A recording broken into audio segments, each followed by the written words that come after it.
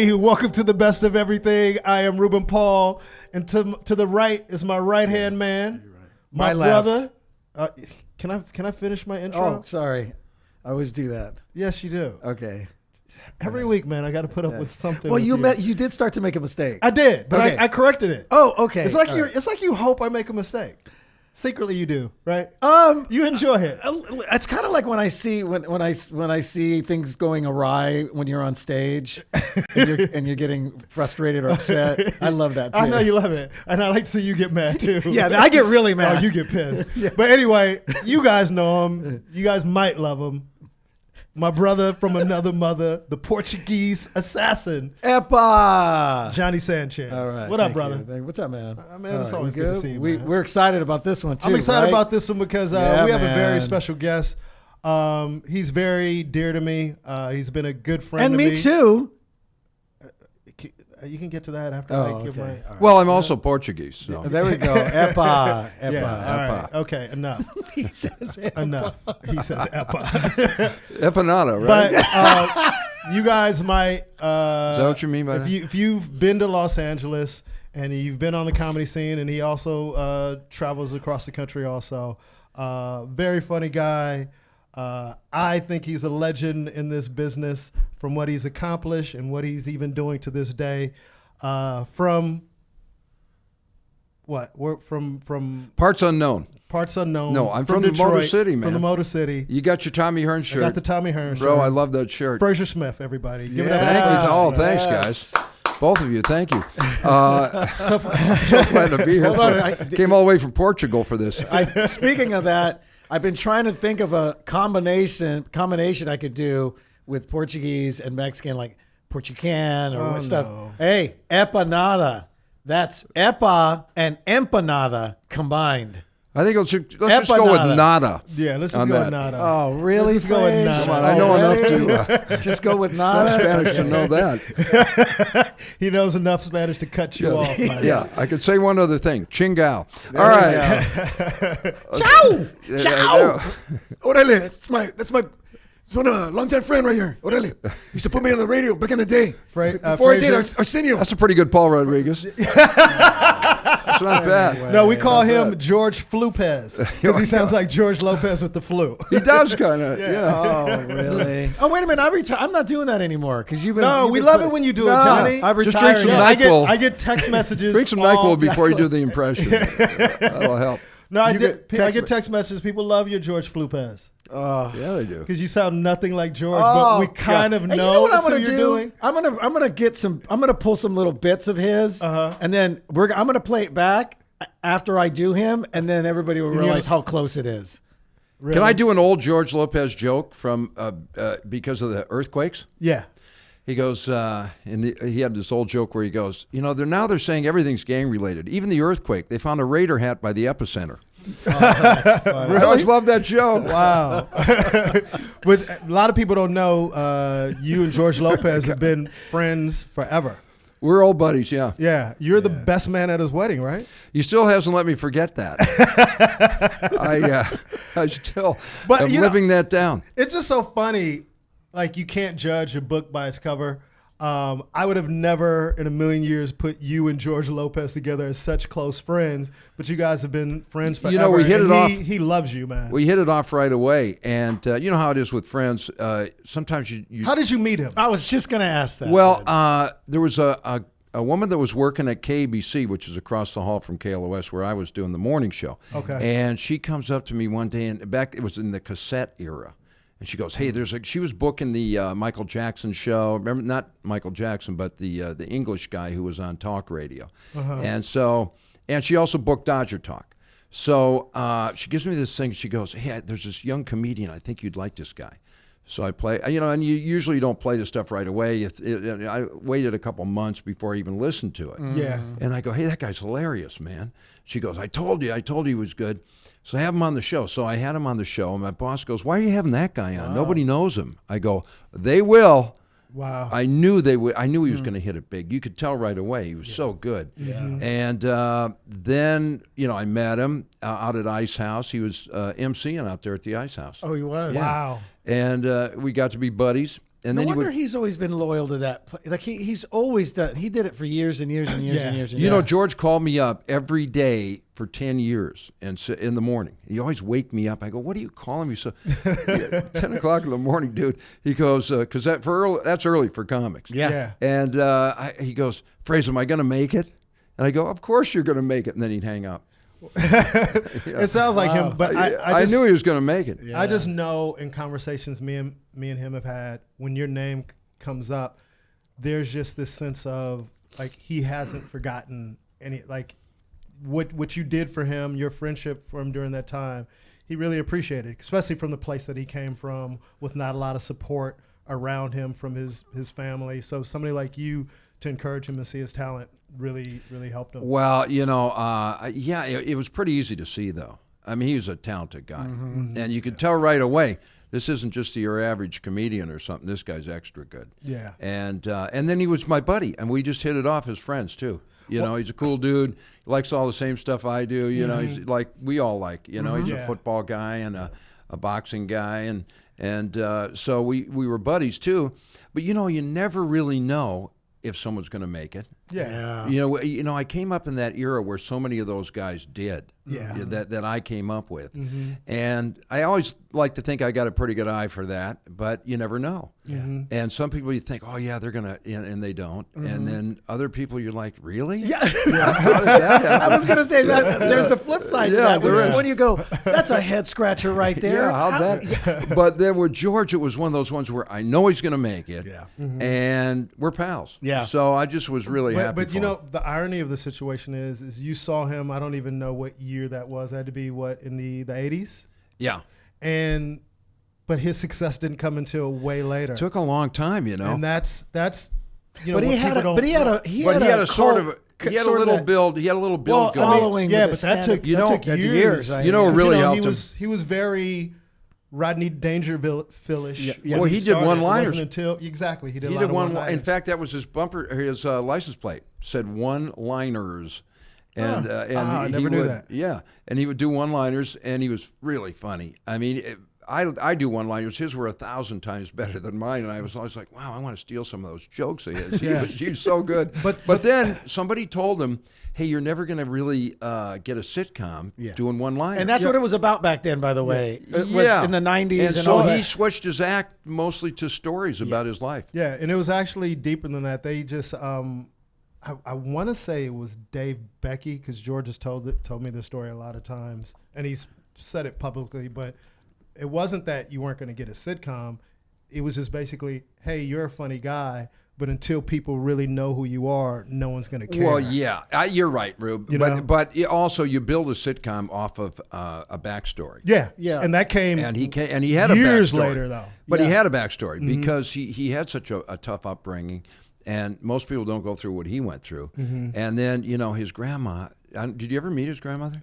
His grandmother was scary, man. I mean, she was awesome. You know, you can tell he has deep respect for her. Oh, he did. And he absolutely. should. Yeah. And she controlled the action everywhere she went. We would go to Arsenio, and Arsenio helped him a lot. Yeah. Yes. And how many? 15 or something? 21. 21 something like that. I probably went to 20 of them. And I would be me, George, and his grandma in the limo. And you could, no matter what happened on the show, Grandma was still bigger than anything. Bigger than the show, bigger than Arsenio, bigger, you know. He had big respect for her. And she was awesome. So he learned a lot about, okay, I can put her in my act. And he had so many stories. And that really, and then his whole family put all that in there, his growing up and everything. And that's what really helped him later to form that sitcom. Absolutely. But also though, back then though, remember it was even when we came up a little later than George in the 90s, it was all about reps telling you, hey man, talk more about yourself so we can get that sitcom. Oh, of course. I mean, literally, they would throw that line in there, like you got to talk about your family. What's your point of view? They're still telling me that, view. and I'm 60. I refuse to go away from one-liners. Well, it's one of those things, but just to see, because I remember the first time I worked with George, it was at the Sacramento Punchline, and all he had really was the Arsenio appearances. Yeah. But that's the first time, even to this day. Well, Russell Peters is probably another one I've seen do it. I'm sure other comics can do it, but it was the first time I'd ever seen somebody have 2 sold-out shows on Wednesday, 2 sold-out shows on Thursday, 2 sold-out shows on Friday, 2 on nobody does that. Shows. Yeah, nobody, and they did that. No one was doing that. He still holds the Ice House record for most sellouts in a row. Yeah. And hard worker. Oh, absolutely. Like all you guys are. I mean, you got to be. Yeah, he's a little more because he's been on the road with him, and he's adding and punching things up. Even he's a hard worker. We throw some stuff here and there, but from what Ruben told me, it's real. It's no matter what no matter how hard we party the night, before the next day, he always finds time to do the work. Like he doesn't cheat the audience. I mean, he did Ruby Tuesdays last week, and he's up in the green room with a notepad, writing stuff down, coming up with new stuff. We're throwing stuff back and forth. Like, what do you? He loves stand-up comedy. Me and Johnny talk about this. It's like we tend to get along with people who love. Some people like stand-up comedy, and they could be good at it. They just like it. But the people I tend to connect with are people who have a deep love for it. Yeah. Like George will do comedy probably to the day he dies. Well, that's his thing. Yeah. He had big success on TV with his sitcom, and in movies too. But his main thing is comedy, is stand up. Now, were you when you were doing when you were in radio back in the day? Were you also doing stand up, or did stand up come later? Well, or did you do it before you even got on the radio? I guess you could call it stand up. I was certainly trying to do stand-up, but it was I really got into it when I'd done a little bit of it before, but Jamie got that little club. I say little because it was a Laugh Factory, but it was about 1/3 the size of what it is now. Mm-hmm. And he had this tiny little club, and he was my sidekick on my radio show.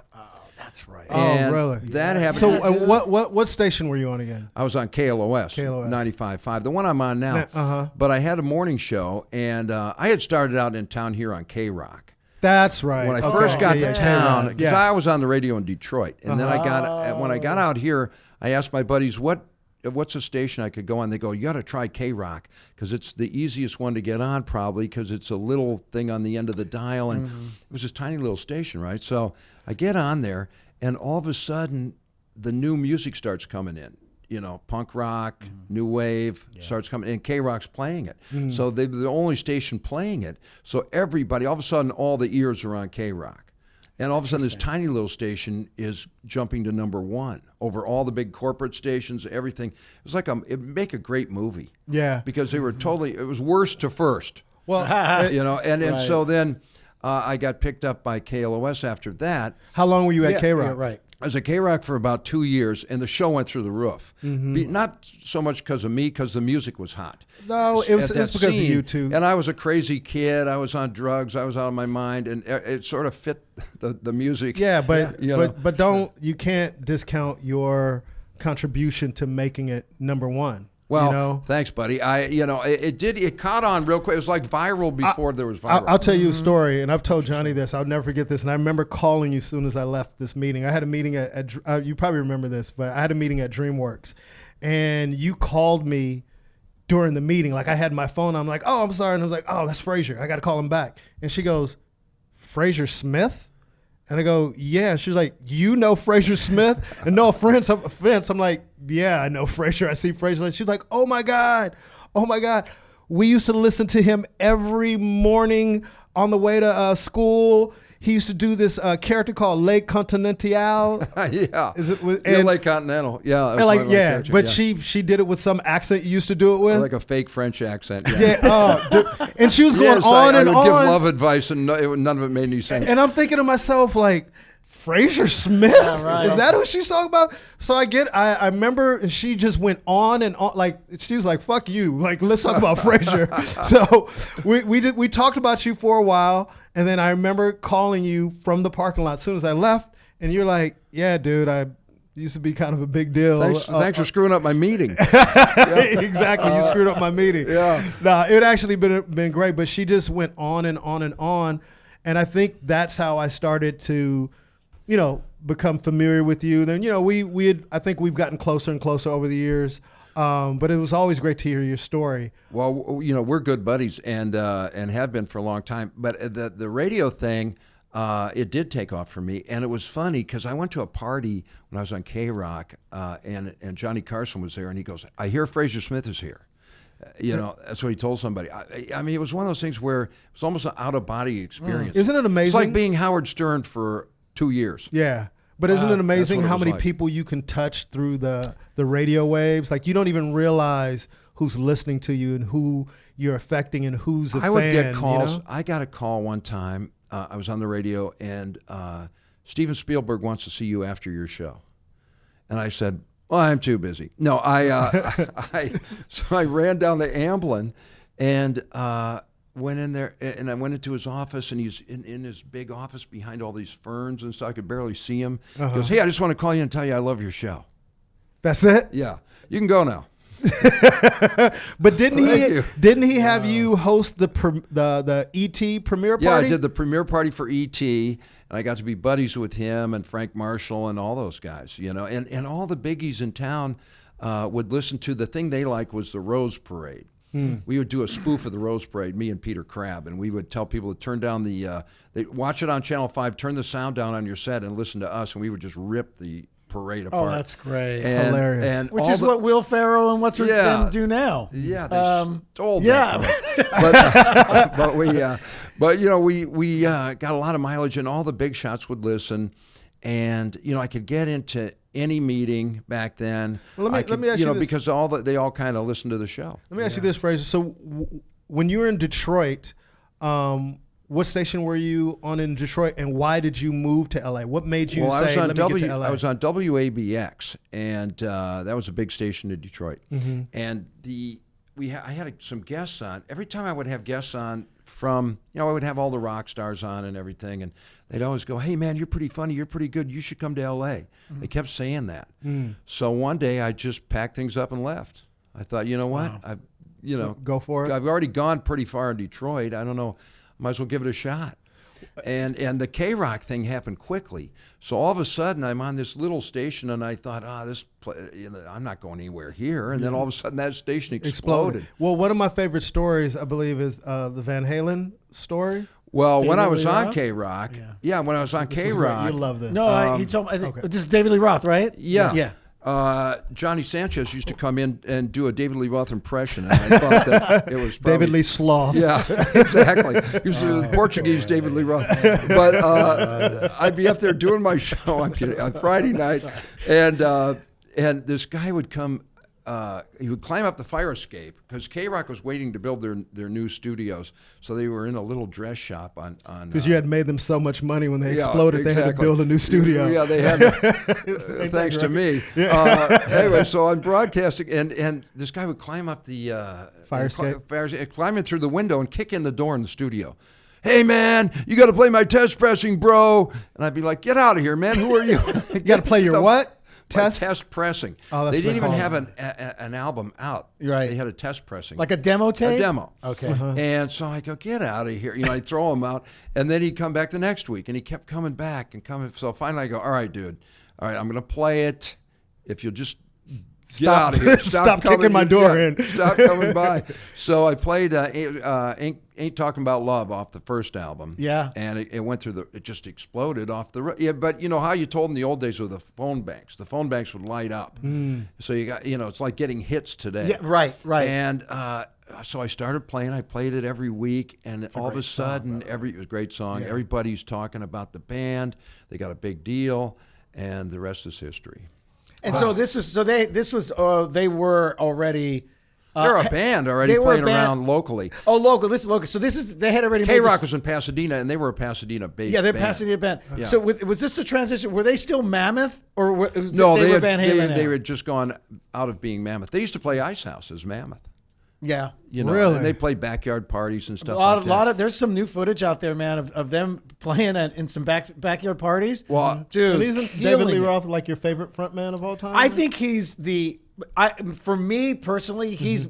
Somebody asked me who's the ultimate frontman. Now I'm not talking vocally. I'm just the dude that puts on the show. I put David Lee Roth at the top. I'd have him at the top. He's Really? just so. He's not the best singer, but he's not the but he greatest is the best singer. front man. That I always put to Freddie Mercury because vocally Freddie nobody could really. And then Robert Jagger's. Plant, and Jagger's an amazing front man. Same thing all these years, but he's being able to do it, and he's. I remember. I have a Jagger story. I went to a meeting at La Bellage Hotel, and I get in the elevator, and it's just me, Jagger, and Bianca Jagger, his wife, and we're going up, and nobody's saying anything because I didn't know what to say. It's Jagger, and we're just us in the elevator.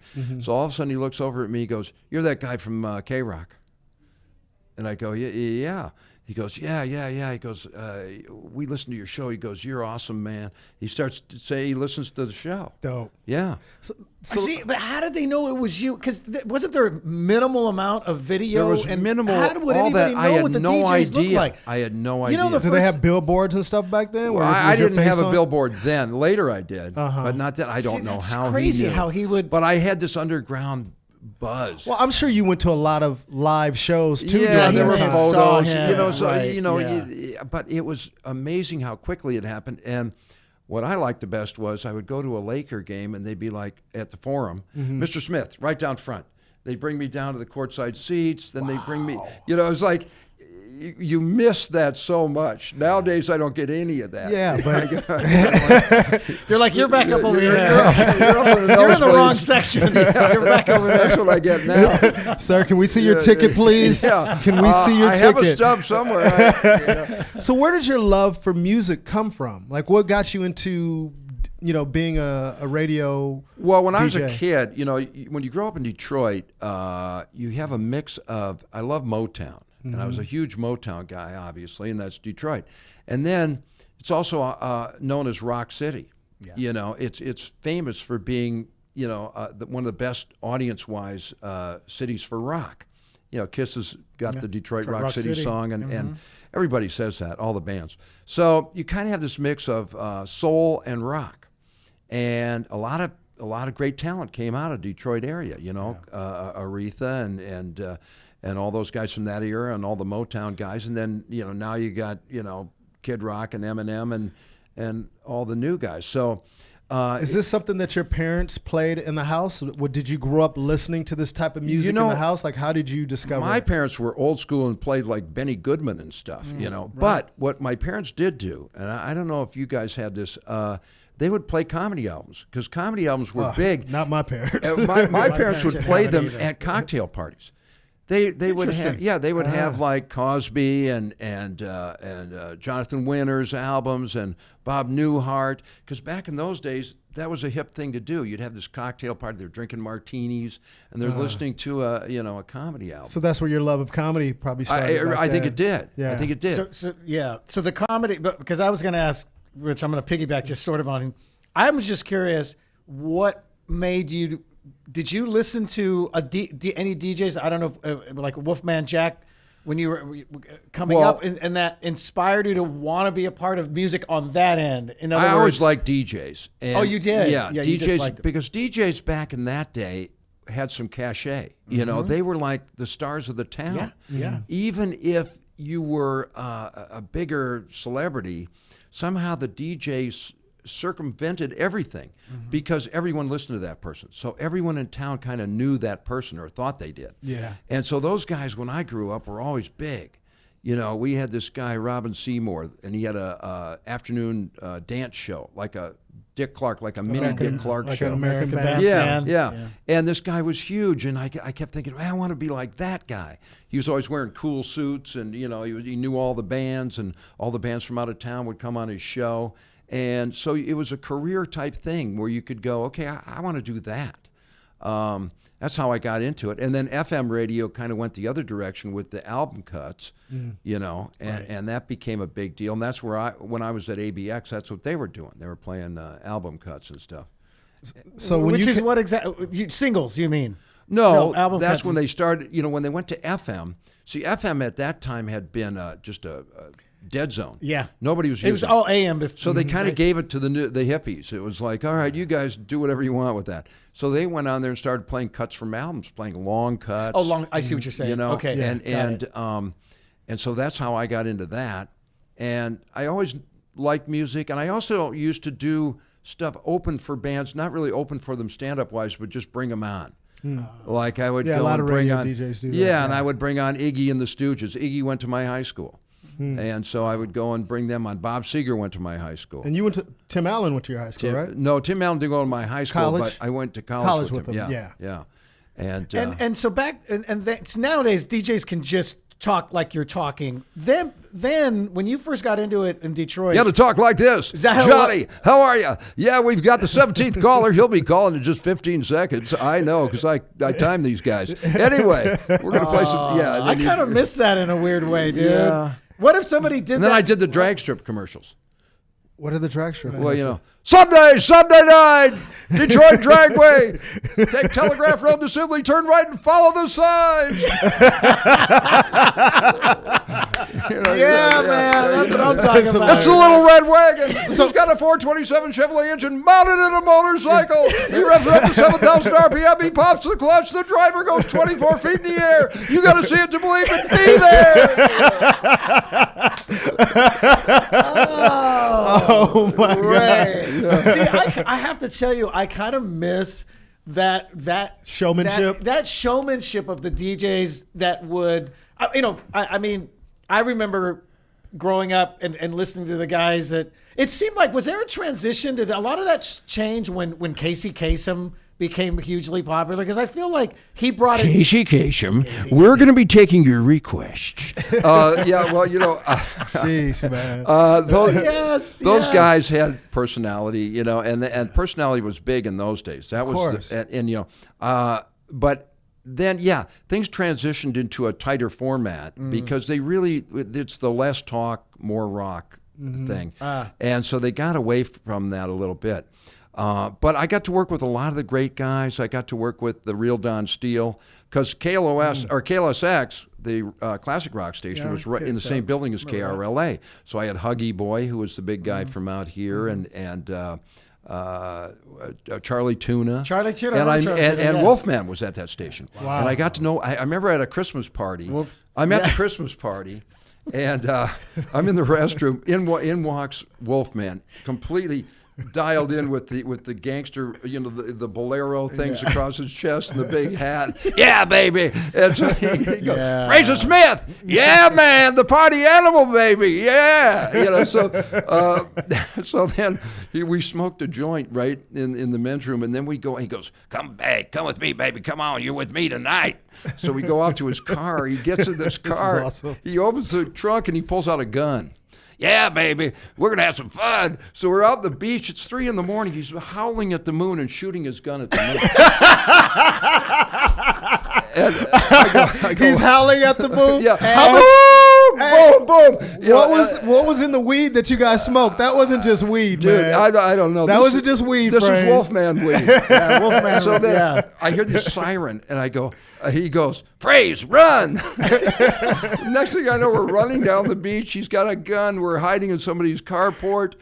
Hey, if we get stopped, don't worry, you're with me. The Wolfman. I'm like, oh, my God. Yeah, weed isn't white and powdery, Fraze. So. Yeah, well, no, believe me, I know. I had plenty of experiences there. Let me ask you this. Oh, that's so great. So we know that you went to K-Rock because, quote unquote, it was the easiest place to get hired. But if you had a genre of music, especially coming from Detroit, that would have been ideal for you to play, what genre would that have been? Would it have been rock, or would it have been more? Because it would be hilarious to see you do like R&B and Motown. I like old school R&B. Yeah, and I always have. And those stations, we used to listen to a guy named John R. You ever hear of John R? John R was out of Nashville, and he was a white guy who sounded black, and he would play R&B. What the hell does that mean, Fraze? Well, no, I'm just playing with you. No, but I mean, he had that kind of, you didn't know. He had a soulful voice. Yeah, baby. And he'd tell the real late night, and he would play all the old school kind of Stax Volt stuff, Otis and Carla Thomas and Rufus Thomas, all the old Stax Volt stuff. Booker T and the MGs. Yeah. And he would, and really deep cuts too, old soul stuff. That was the best to me. And he had a clear channel that went all over the country. 100,000 watts, you could have that back in those days, and there was no competition, so you could get him everywhere. Oh, wow. He's down in Nashville. I'm in Michigan listening to these old deep soul cuts, which I just love that stuff. Wow. Now, Yeah. are there, besides Van Halen, are there any other bands that you remember, helping to break or playing before anybody else was playing them? A number of them actually, but Mötley Crüe was one that comes to mind because I would go to the Rainbow Bar and Grill, and that's where all the bands hung out. Mm-hmm. On Sunset. Yeah. Next to the Roxy. And I knew the owner, Mario Magliari, was my friend, and you'd go there, and all the bands would be there. And they, big and small. Mm-hmm. And that's where all the big bands would come when they came from out of town. That's where Zeppelin would go, and The Who, and everybody.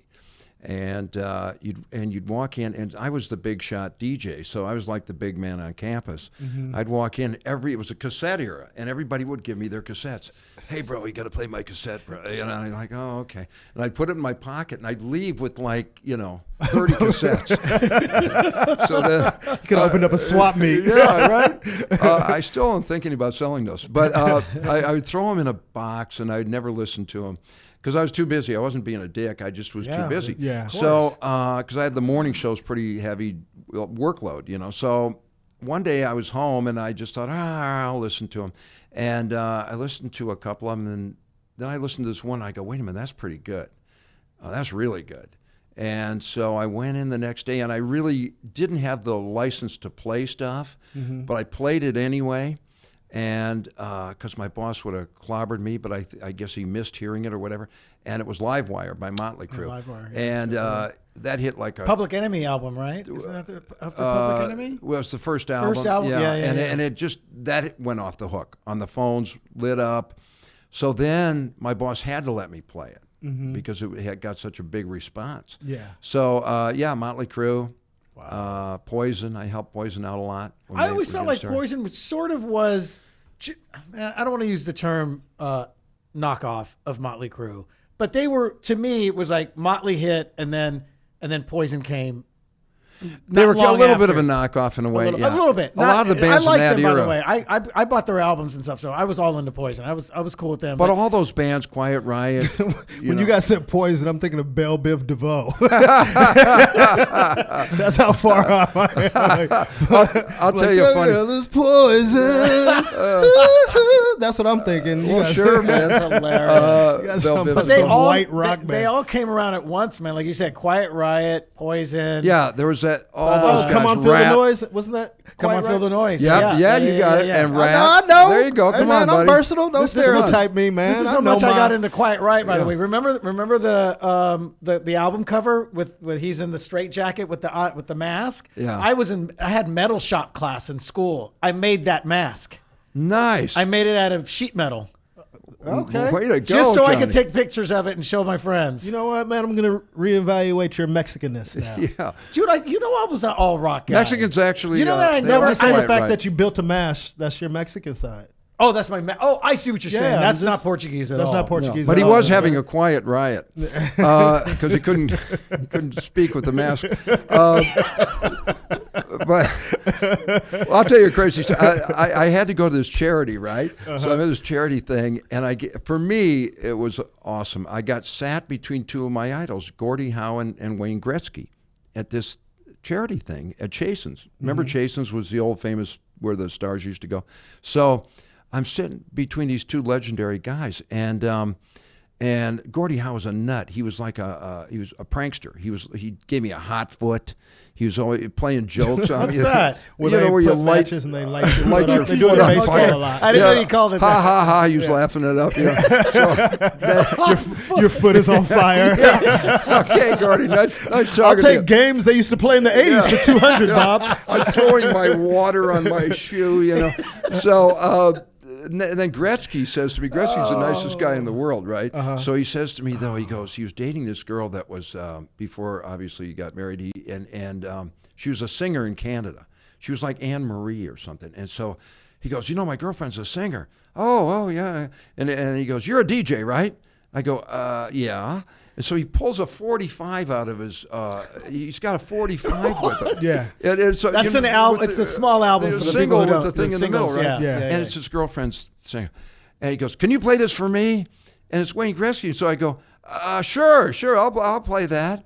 And so I, with no intention of playing it, I listened to it, was horrifying. So, and you couldn't play it on a rock station. Yeah. So I tabled that one until about a month later. Apparently, I'd given them the hotline, which I don't know why I did that. That's the hotline is the direct line. Direct line. So I'm on the air. I get this call. It's Wayne Gretzky. He goes, Frazer, you haven't played that song. I've been listening every day. Every day. And you haven't played that song. I go, my bosses won't let me. Yeah, well, I did. I should have said that. That's what you should have said. So I put it on. I start playing it on KLOS, and it was like the worst. I mean, what genre of music was it? Well, it was like Anne Marie. Do you know who Anne Marie is? She was that Canadian singer. Oh yes, yeah. It was ironically, I do know so who that is. like a what's her name? Boone? Like folk, like Debbie folk Boone? song? like a Debbie folk Boone, song? like a Debbie Boone or type something. thing. Okay, all right. So it's halfway through. I get a call from my boss. He goes, "What the hell is that?" And I go, well, it was Wayne Gretzky, the great one. He goes, "I don't care. Take it off now, or you're fired." Oh, he was called while you were while you were playing. Yeah, I had to actually take it off the air. Sorry, great one. I wasn't going to pass the test. Oh my God! Wow, that's hilarious. So we got Van Halen, Mötley Crüe. Now with any of those bands, not saying that they give you the credit, but do they realize you playing that, what that helped do for their careers at the time? I think they do. I ran into Nikki Sixx the other day, not too long ago, and he goes, "Frazer, you were the first one to play." So weird. Yeah, I ran into Nikki Sixx the other day. Yeah, he was at the car wash. I thought you were going to say like a few years ago.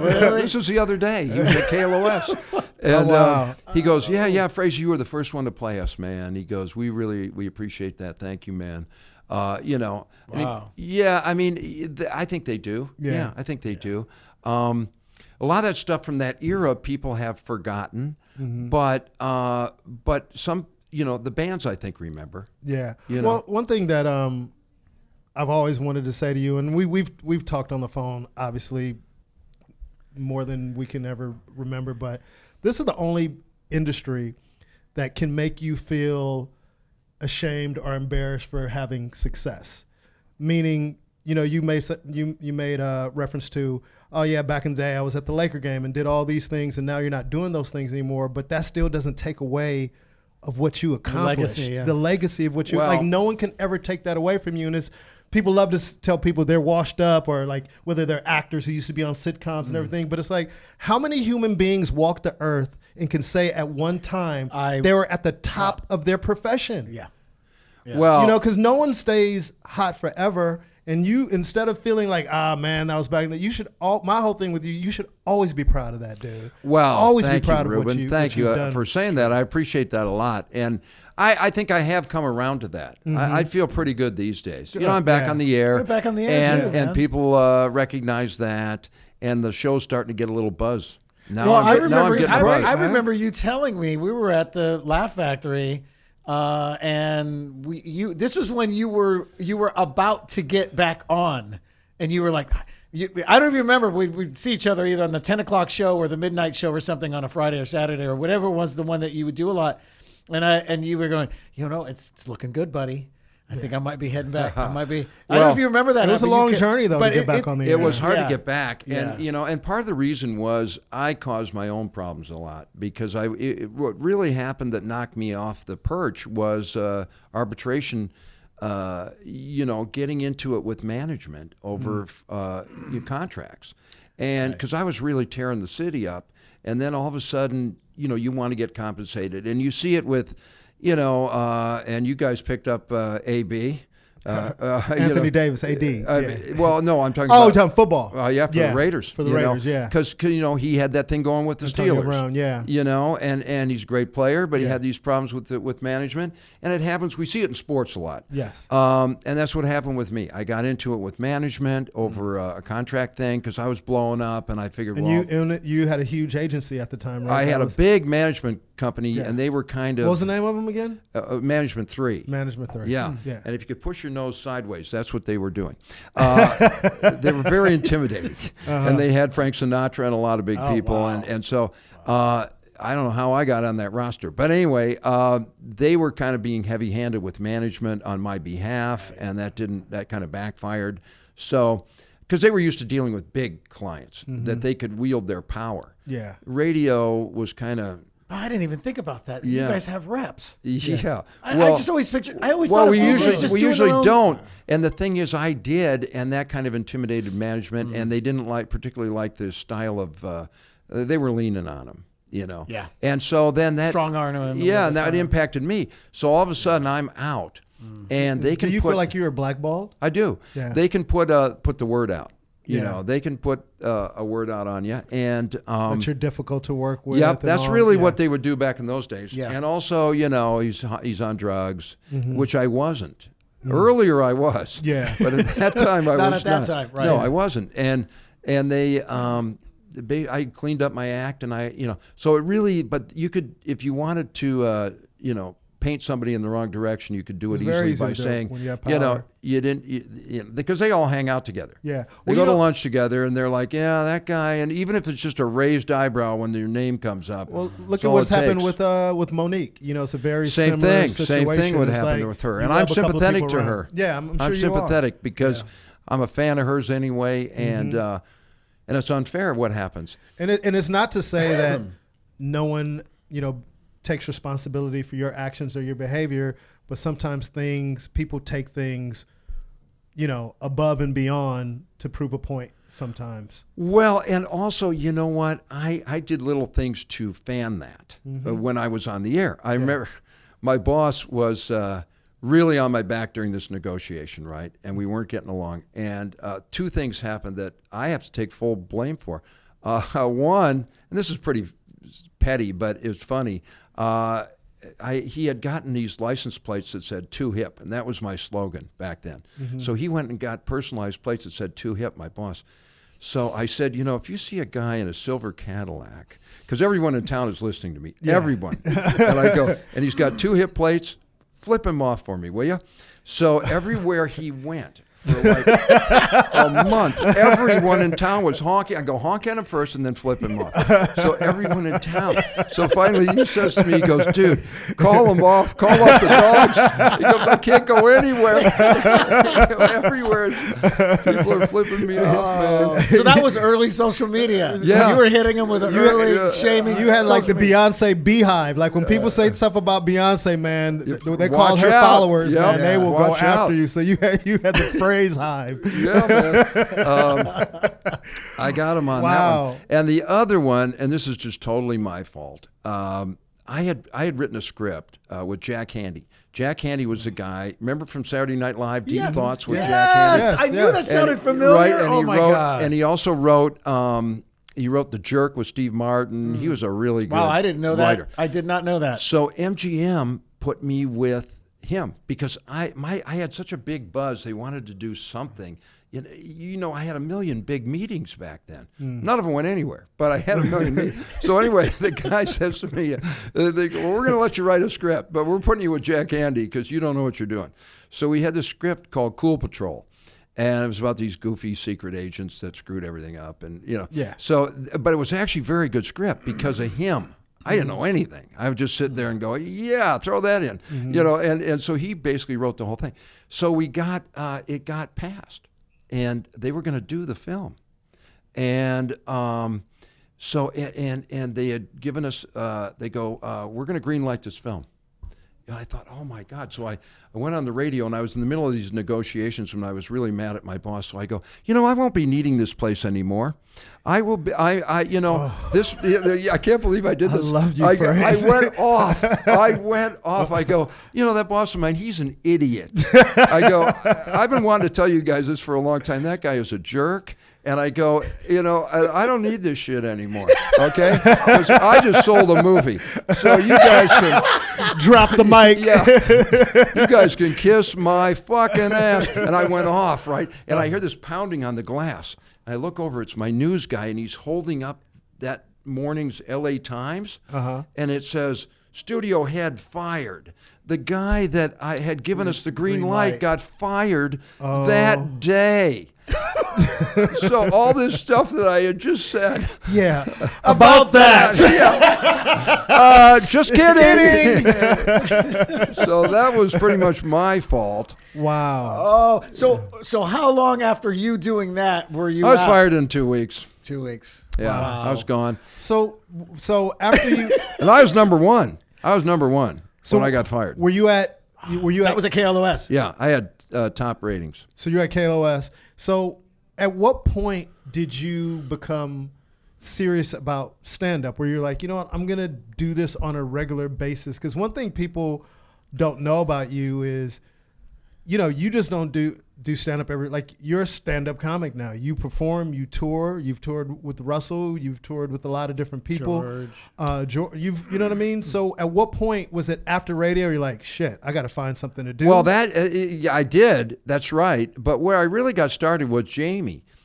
Jamie was... How did you and Jamie meet? Well, this guy that was producing my show says to me one day, he goes, hey, I got a guy that might be a good sidekick for you. And we're talking about Jamie Masada of the Laugh Factory, owner of the Laugh Factory. And I go, oh, okay, you know, I guess I'll meet the guy.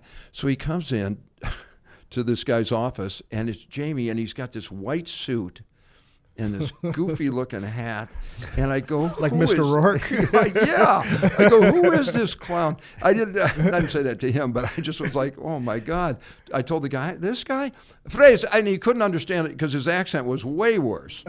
So he goes, the guy says to me, it was Vic Dunlop was producing my show. Remember Vic? Wow. Yeah, Vic was producing my show. He was an awesome guy. Man, rest in peace. Yeah, man. And Vic said, believe me, trust me, put him on the air. He's going to be a hit.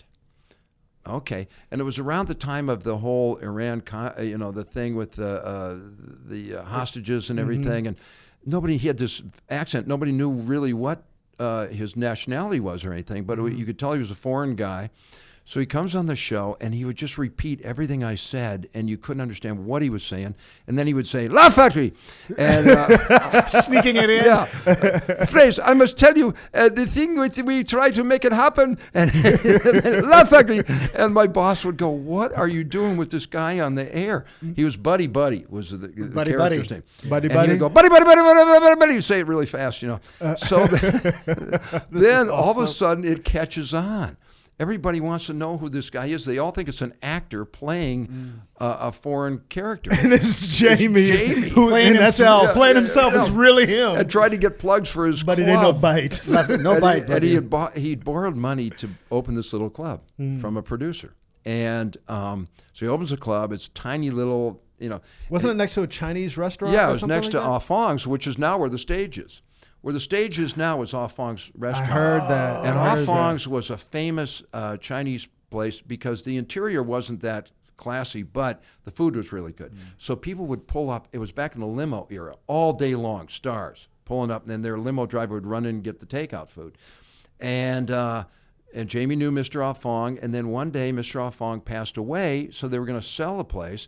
Jamie, again, borrowed money, bought it, and all the comics went in and knocked the wall down with sledgehammers between the old club and the new club. And by then, Jamie was starting to get a big buzz as Buddy Buddy on my show. It really did work out. Wow. But he had told me, he goes, Frazer, you must come down to do comedy. And, the thing is, I didn't know, I'd never done any stand-up. And but he was trying to get people in. Yes. And back then, I was pretty popular. So if I said one thing about where I was going to be, everyone would show up. Wow. I could pack places, you know. So all the clubs were really nice to me because they knew I could pack out their rooms. But I knew I couldn't play any of those rooms because I didn't have an act. Yeah. So I didn't really go to those places. So I went to his little place because you didn't have to have an act. And I started doing stand-up there. And Wasn't Jamie doing stand-up at that he time? was doing stand-up. Yeah. I remember one of his jokes. His joke was, the other day I went to a pet psychiatrist. So there I was telling my problems to a German shepherd. That's actually funny. That's actually Not a bad joke. It's actually I'm sure he stole it, but But it's funny how he took off on your show. Even with me and Johnny, because we're going to get him to do the podcast. He goes, buddy, I do not like to do the podcast because I take over everything. People, they just want to hear me. They don't want to hear anybody else. And then I make you guys look so small. And then everybody talk about me, who this guy. that is kind of his attitude. And you know, it was funny on my show because he would just take over. He would just take over the show and say just the stupidest stuff. And my boss would always go, what are you doing with this guy? Yeah. He's getting all this free advertising. So I go, Jamie, please don't say Laugh Factory every 2 seconds. So he would go and he'd play along with the bit. Just when you thought he was being good, just as you were about to go to commercial, he'd go, Laugh Factory. Oh my God, dude. Yo, so I think back to when I first met you, Fraze. I had just become a regular at the Laugh Factory, and you used to do this Friday night show. Was it live? Yeah, it was live. Well, it was taped live. Oh, we would tape it. Whoa, that that's was my right. biggest ratings I ever got. Yeah, and I remember being terrified. You just came to me out of the blue, and you asked me to do your show.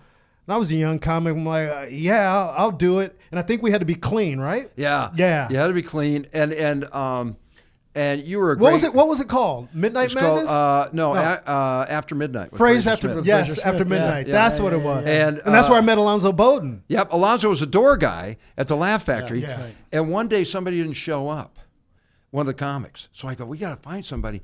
So Alonzo goes, I'll do it. And so he put Alonzo on. He killed. And I go, okay, you're on as a regular every week. So then he became our warm-up guy.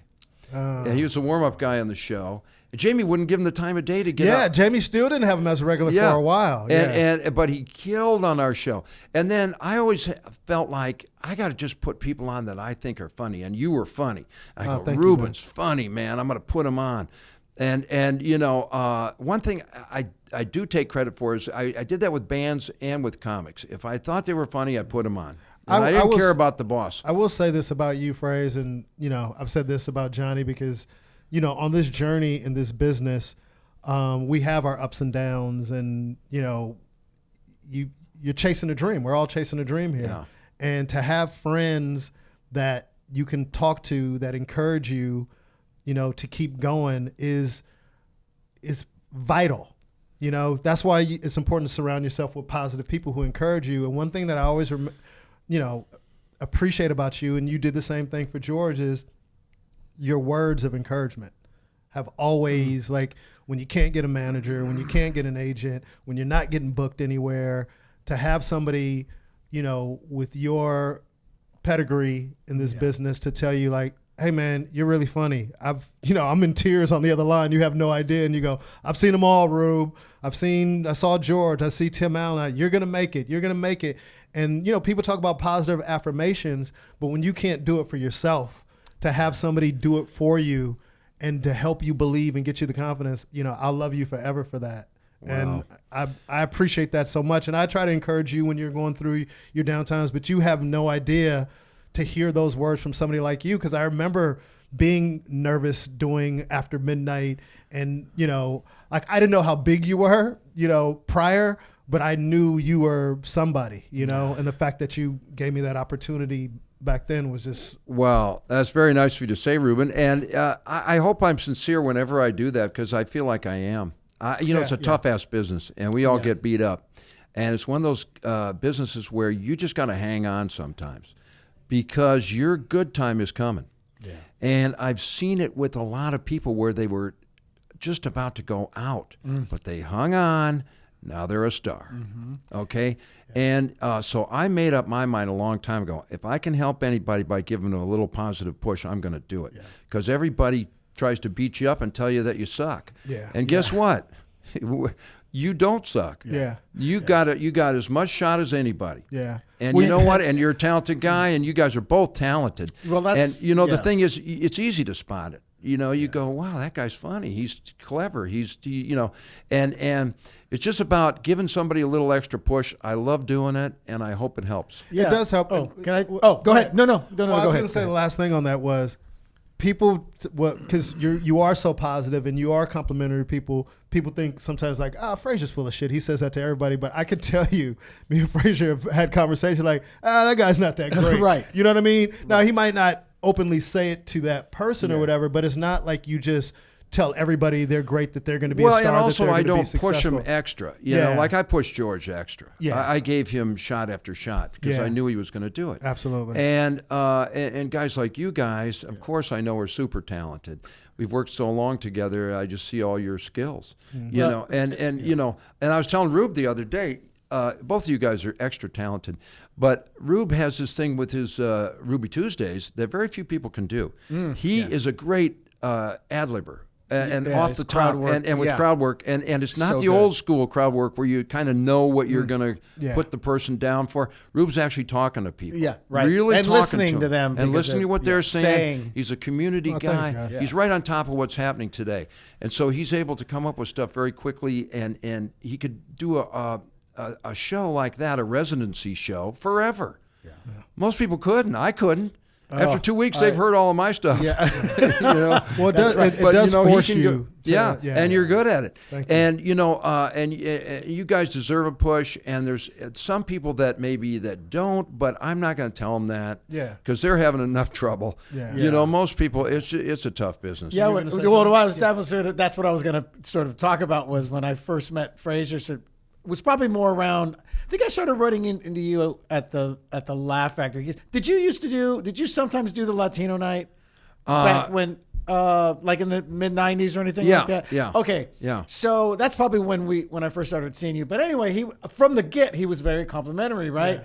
And as each year go by, I do a show every now and then with him or whatever we run in. Hey, buddy, keep it up, buddy. You're great. You got this. And at first I was like, is he just telling me? And then cut to 20 years later. He's like, buddy, I tell you, I'm telling you. You're still great. You still got. So, and it was, I realized. Well, you guys do still have it. And not only that, you're better than ever. And it's great to see that kind of growth. You guys keep growing and getting better and better. And your break's going to come. And you guys have already had some breaks. But they're going to come again. And it's just through, attrition. You just kind of have to. Break yet. You will. Yeah, you have. You did. You did. But the other thing is everybody knows that you're good. Yeah. All the big shots know you're good. Right. And in fact, they ask you to help them with their acts and put their acts together. That's right. You got Russell and George and everybody asking you to help them with their acts. Cheryl and so that says a lot about where you're at. Well, thank you. I just feel like with anybody in this business or anything that you're going after in life, it's about perseverance, and you just got to keep showing up even when you don't feel like showing up, because sometimes you just get so frustrated and so down. You sometimes actually like, why am I doing this? It crushes your spirit, this business. It can really drive you into the ground. Yeah. And there's times you don't want to go out. But, I parallel it to sports. Those sports people take a lot of abuse. Oh, they do. And they get hammered from the crowd. They get hammered from management, whatever. They still got to go out and play. Social media. Yeah. And, you still got to go out and play, and that's being a pro. Yeah. Right. And when you learn that, and the other thing is this, and I think you guys know this too, a lot of times, you think, well, it's like going to the gym. Mm-hmm. I don't feel like going today. I don't want to. And and you go and you have a good workout, and it's an upbeat situation. And same thing with this. A lot of times you drag yourself to the club, and then you have a great set, and you're like, man, am I glad I came out. I just did that Wednesday. Yeah. Last Wednesday last week, I was beat, and I was like, man, I don't feel like driving to Long Beach. But I looked, and it was 6:00. And I go, well, I can't cancel on him, right? I'm not going to do that. And let me tell you about Johnny. Yeah. Like, Johnny is so great, and I'm not just saying it because he's my friend. Everybody knows he irritates me. But he's so moody, but he's so great. And sometimes I'm like, Johnny, I know you, but trust me, just show up, dude. Yeah, there's times. I know. Just show up. And then I ended up going to that show, and it's one of those things, I was just like, all right, I'm here. I drove, I did. I was like, all right, let me just get this over with. Yeah. And it was one of those weird sets where, those ones that everything just seems to flow. You put everything in the right order, so to speak. And I'm getting applause, which I've always told you, I've never really been an applause break kind of comic because I don't do a lot of, like there's some comics who get a lot of them because they're cheerleading. I don't like applause breaks either. In fact, I've demanded that they don't do them during my set. I don't want anything breaking my flow. You like silence and no laughter. I do, please. Frazer like silence and no laughter. You're annoying me But with your yours is all laughter. about you don't want them cutting into your snap. Yeah. See? Well, that's the other thing. Please don't mess with the snap. And Frazer will actually be on the show tomorrow at Ruby Tuesdays. So if you're watching this, come out. He's funny as hell. Yeah. Man, I love your show. It's great, man. Chris Tucker came. Is that right? Last Tuesday. Wow. And did a spot. It was awesome. It was great. He popped in, and we had George and Arsenio the week before. You're getting all the big stars. Yeah. I mean, it's a blessing. I appreciate it, and your support having us on. The anytime the on my promote. radio show. Anytime, guys. Because I Ruby Tuesdays. I'm impressed. It's hard to do. It's hard to do. Really. The hardest part is you've already gone what? I'm getting close to 2 years. Almost 2 years. 2 years, man. Almost 2 years. And it's been a success. Yeah. And that's I hope you know how good the buzz is on that show out there in the public. Well, it's good. And I have great people. I have Russ and Dior who helped me with the show.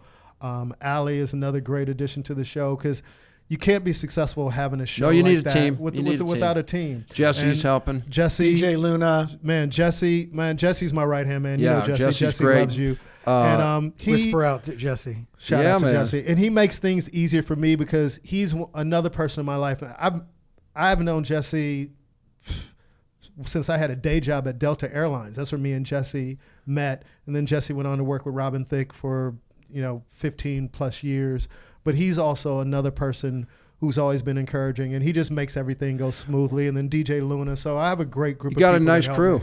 Yeah. I try to get Johnny on the show more because people need to see us together. They love Johnny. Yeah. Johnny, one of the best stand-ups. He's great, man. Thank you. And also great He used to be characters. way funnier, though. Well, back before he was Portuguese. Before I turned Portuguese. The when he turned Portuguese thing Portuguese, really, The Mexican Johnny was Mexican really Johnny was high hilarious. energy. Mexican That's my Johnny was favorite. great. Yeah, that's your favorite. Yeah, Portuguese Mexican Johnny, you can't understand what he's saying in Portuguese. Epa, like okay. Empanada. Yeah, those empanadas are good. Empanada is great. By the way, Trump's Tacos. Don't forget to check that out. That's my sponsor on my radio show. They've got the Mole Mondays, the Huervo Wednesdays. So real quick, right. You get the comb over quesadilla. we talked about your great radio career, which is continuing now, so people can listen to you on. Oh, that's right. on Yeah. KLOS. KLOS Sunday nights, 95.5. 11 p.m. till 3 a.m. And then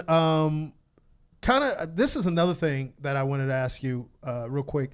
The whole what's it called? Friday Night Funnies, or the guy who used to 5 o'clock funnies. 5 o'clock funnies. Yeah, 5 o'clock funnies. Yeah. So, but I know at some point. Do you want to go on there, by the way? I can easily hook that up. Yeah, we should. You We should. definitely- It's huge. Everybody has always listened to that to find Well, out. I'm gonna be releasing an album soon, so that'll be. Absolutely. I'll hook that all up. But were you ever? I know you did the live show at the Laugh Factory, but did you ever play comedians also on air besides like the specials? Like Well, yeah, George? on my morning show I did. I would play stuff, and then I would have them all on. I mean, I think I was the first guy that ever had Kinnison on, and Dice, and all those guys from back in the day when they were breaking. Jim Carrey, I would have them all on before anybody knew who they were. How did Jim Carrey go over without being able to see his facial expressions? Well, he was talking out of his butt, but it didn't really matter on the radio because it just sounded like he was talking. he would do impressions too, though. Yeah, he would do. He was a that's great right, that's right. impressionist. He and started would do off as an impressionist. Yeah. And then, Kinnison would yell at people over the radio when they would call in. I would let him answer the phones, and he'd just scream at them and then hang up. That's funny. But and then I would play if they had product out. I would play it. Wow. Yeah, And how long was your shift? Was it 3 hours? That was a 3-hour shift. Yeah. What time Were did you you start? 8 a.m.? Was it an a.m. thing or 6? It was a morning thing, which I never really got used to that hour. I could never, but we did a lot of innovative stuff. We did shows out in the public. We did a show from the Hollywood sign one time where I climbed up to the top of the Hollywood sign and did a show, and and thousands of people showed up, and the cops got mad at me, and it caused a huge thing up by the sign, and it made the news. Another time I made the front page of the paper. This is one of those things I got into with my boss. Rick Dees had a billboard everywhere. Yeah. He was my competition, was Rick Dees. Oh my so God. I'd walk out of my house you had to leave your house at 3 in the morning, 3:30. Because you had to be there at what, 5 or something? You had to be there at 5 to get things rolling. So I'm walking out. There's a Rick Dees billboard with his smiley face just staring right at me, right across from my house. So I said to my boss, I go, dude, I need some billboards. Can I have billboards? Because Rick's killing me. And he goes, no, it's not in the budget. So then I found a vacant lot, and I got that guy Chaka. You remember the tagger, the original, Chaka, the OG yes. tagger? Wow, yeah. So I got Chaka, and I had my buddies in construction build a billboard. And they put it up, and it was all lopsided. And then Chaka wrote, Frazer Smith, KLOS on there, and tagged it, right? And so they took a picture of it and made the front page of the LA Times. Wow. Yeah. Like, you're going to get your publicity regardless. Well, right. Well, I was like a guerrilla tactics guy for that stuff. I would do all kinds of stupid stuff that would get people talking. Because when you have that big show, you can do that. Now, with Rick Dees, with you coming to LA, was this after he had Disco Duck, the hit? It was about the same time that Disco Duck came out. So then you hated Disco Duck. Well, of course. You were like, what? I got to come up with a... I did. I came up with Hilarious. the twerking mallard, and that didn't work. I believed you for a second, dude. I'm like, the twerking mallard. was even around. You had me right there. I was like, that's interesting. I think that actually could be a hit. Now that could be a hit, dude. The twerking mallard. Twerking mallard. I did some. We gotta get anybody out there who does any animation, any type of animation. By the way, I came up with I had an animated show featuring Jamie. It was called Johnny Masada, Space Ranger. And Johnny Masada? Yeah, Johnny Masada, Space Ranger. And that's a great name. And it was all about, and I actually did a thing, a whole presentation, and I took it over to Nickelodeon. I almost sold it. Really? Yeah. And then it was Jamie as an outer with his space. Buddy, catchphrases? we are in the outer of space. Well, you know what's funny? Every conversation like I have with Frazer, if I call him, we do Jamie for at least 30 seconds to a minute before we say anything. Yeah. Like, he won't even say hello. He just goes, buddy, the Ruben Paul, I got something that's really funny. You'll love this. You know how sometimes your phone captures somebody's name on the wrong number? I don't know how that happens. Maybe just me. I don't know. But anyway, I've got your number under Ruben Paul, but then there's this other guys that says Ruben Paul comes up when he calls my phone. He's a comic. His name is Chris Strait. You know Chris. Oh, I know Chris. You know Chris. Chris. Boxing guy. Yeah, he's a Chris boxing likes guy. boxing comic. So yeah. Chris calls the other day, and I think it's you. Because it says Ruben Paul. So I pick up and I start going, buddy, I must tell you, the comedy, we try to get the comic here. I go, the Ruby Tuesdays, buddy. Ruby Tuesday, buddy. We have many jokes with the various comics doing. We do Ruby Tuesdays on Thursdays now, buddy. We make it happen. And I'm going on, and all of a sudden the guy goes, hello? It's Chris Strait. I'm like, whoops. Yo, Ralphie would appreciate this recipe for Ralphie May. But when I used to call, he goes, buddy, Ralphie, he eat the whole comedy club, buddy. He eat the stage. We have to rebuild, buddy. We have to get new stage because of Ralphie. The Ralphie, buddy, the let Ralphie. me tell you, he eats the whole club, buddy. It's now Chinese restaurant all over again, buddy. Buddy, let me tell you, he eat the entire city. Now we got to move. Ralphzilla, buddy. Yeah, the Ralphzilla. Eating everything. Oh my God. And the other thing he does is he says everybody's name wrong. Yes. For at least 2 years, it was Dave Cook. Instead of Dane Cook. Where have you seen the Dave Cook? I go, you mean Dane Cook? He goes, no, Dave. Dave. And then he's called Jimmy Sanchez. Jimmy Sanchez. With an M. Where is my friend the Jimmy Sanchez? I have not seen Where's him. the Rupert Paul? Where's the Rupert? Don't give me any ideas. Oh, So Phil Rodriguez. Phil Rodrigo. Paul Rodriguez. The Phil Rodrigo. He is very funny. So, Fraze, Oh. I mean, obviously, we can have you on for 2 hours. We'll definitely have you back. But please, we got to do part 2. Please tell us the story. I know we're talking about Jamie a lot, and Jamie, you know we absolutely love you. But can you tell the story about when you guys went back to Jamie's house one night? Oh, that with the mushrooms? With the mushrooms. Oh my God. Well, wow.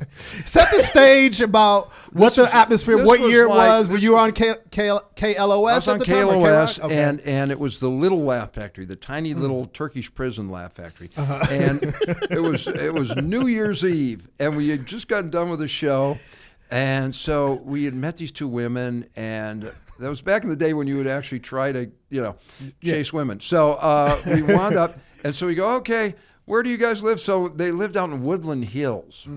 So so all right. So we drive out to Woodland Hills. We get out there at this girl's condo, and we walk in, and there's a guy sitting there. It turned out to be one of the girl's brothers, and he's got all these snacks around. It turns out he was a mushroom grower from Ojai. And that was his job. Yeah, right? So, but we didn't know. So we're talking to the guy, oh, okay, and there's all these, party snacks and everything, and there's dip and stuff. So there's this, I'm eating chips, dipping, and so there's these mushrooms in a bag, and Jamie's dipping the mushrooms in ranch dressing and eating them. I wasn't even paying attention. He ate an entire ounce of psychedelic mushrooms, and all of a sudden the guy goes, "Where's my mushrooms?" Right about that same time, I hear this crash. I look over. Jamie's hit the deck. He goes, "My legs have disappeared." I go, what? And he goes, "Man, Frazer, help me. Dinosaurs." He's starting to see hallucinations, right? My legs A have pterodactyl trying to get me, Frazer, help me. So we wind up, we had to walk him around the block for like the entire night. Oh, yeah. Right? And that had to be a 4 or 5 he finally hour. starts coming down a little bit. And then I thought we were going to have to take him to the emergency room. Yeah. So we're driving back from Woodland Hills, and the sun's coming up. And then now he's all mellow. "Oh, look at the sunset, buddy. It is beautiful. The sunset, yes. The mushroom." You get sentimental on the Yeah, all of a sudden, he starts. I've never done mushrooms, so I don't know. But just You hearing know, that story, man. It was one thing that's got me to never do them again. But you didn't have it. That's because you but just just seeing him in such a weird state. But that's a lot. He ate a lot. That's He ate an a lot. excessive But amount. Jamie was like that. I mean, he would just, everywhere you went with him, something would go wrong, and it would be completely hilarious. Man, I love that, man. Anyway, Frazer, I love you, dude, so much. Yeah, we love you, man. And thank you for doing the show. And there's so much more. We gotta. If gotta you're have you all back right with on, it, man. we'd love to have you. Well, back a anytime, few more guys, I times. love you guys too. You've been really good friends to me, and I appreciate you so much. I'm glad that you got your podcast rolling. Yeah, and I'm man. glad Ruby Tuesdays is kicking ass, man. Well, you'll be on the show tomorrow, so well, there we're goes excited. the ratings. But But I also, me and Johnny, on a side note, there's a lot of people who listen to the show that contact us. So I want to give a couple of shout outs to some of the people. My boy, Chris, who's out in Vietnam, who listens to the show on a regular basis, a.k.a. Wow. Sneaky G's. What up? And also my buddy, Errol Sapp in Vegas, loves the show. He loves you. And we appreciate everybody Whisper who out, listens. man. Whisper out to all you guys. No, shout out. you don't do man. the shout out? I do whisper out. Yeah, he, It's- he you know just what? has to be Well, different. those Whatever I Portuguese- do, he wants to do the opposite. That's Portuguese what he comedians does. have to save their voices. Yeah. That is correct. And remember that nada. commercial back in the day? If you want someone's attention, whisper. Remember that anyway. commercial? Well, what was that for? It was a commercial back in the day. And you would always focus on that commercial. By the way, speaking of commercials, Spuds McKenzie stole my party animal and made millions. Are you But serious? that's for another show. That's yes, yeah. That's for we the have next. to talk about Yeah. that. We will start millions with I Spuds. lost on that one. Well, anyway, thank you, Frazer, for being a Guys, guest. thank you. I had a great time. Keep an eye out for the twerking mallard. We're going to Yeah, get working on that'll that. be coming We out need- soon. We need some animated people to help out with that one. They've got to be more than animated, I'm afraid. Well, Any thank you, mushrooms man. left? No legs, buddy. No, buddy, My my legs leg. gone, buddy. What do you say? My legs have disappeared? They have disappeared, Frazer. Help me. Well, thank you guys for listening to the best of everything. You can find us on iTunes, Google Play. YouTube, Stitchers. anywhere you can find a podcast, you can find the best of everything. And Frazer, once again, thank you for doing the show. And thank you guys for Guys, I listening. love you. Thank you. Give it a shout. Hey, and give it a shout out for Frazer Super Bob Smith. number time 2764 in the Horton and the Digital. In just a few moments, we'll give you the numbers to call. There it is, you guys. Thanks for listening. Ruby Mother and Tuesdays. This show is all about diversity and bringing everyone together.